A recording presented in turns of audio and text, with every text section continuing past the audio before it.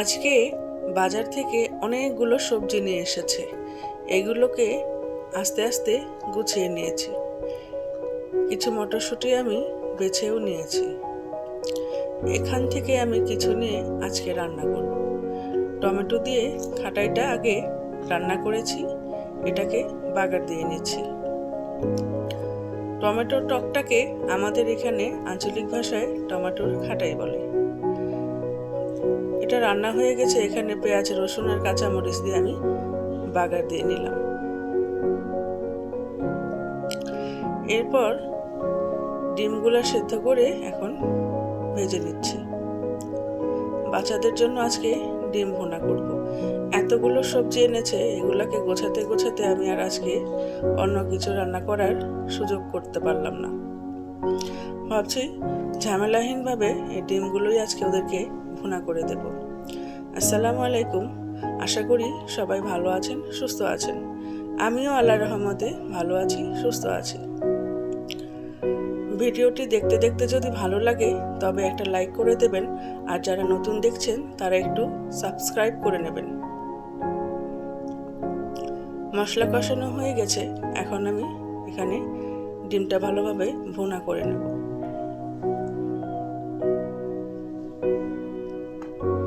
একটু গরম পানি দিয়ে নিলাম। ঝামেলাহীনভাবে রান্নাগুলো আজকে কমপ্লিট করে সবজিগুলো আস্তে আস্তে সবকিছু সমাধান করে নেব। এই সবজিগুলি আমি আজকে সারাদিনে একটু একটু করে গুছিয়ে নেব। এর জন্য তাড়াহুড়োর রান্না করছি।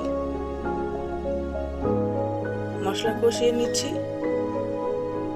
এখানে আমি মাছের মাথা দিয়ে একটু সিম রান্না করব। আমার ফ্রিজে সিম ছিল, সেই সিমগুলোই আজকে আমি এই মাথাগুলো দিয়ে রান্না করে নেব।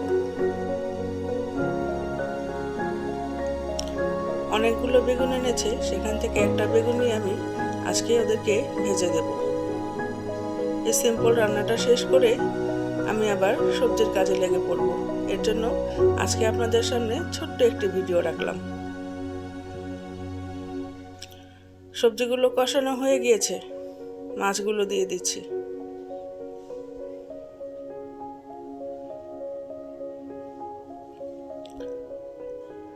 এভাবে রান্না করলেই আমার কাছে ভালো লাগে। আপনাদের কাছে কেমন লাগে একটু জানাবেন। টমেটো দিয়ে দিলাম।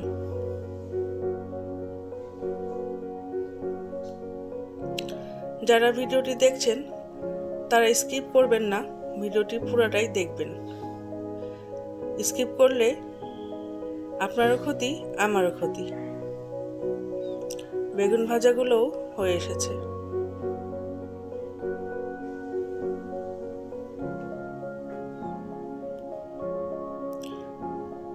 এখন এটা নামিয়ে নেব।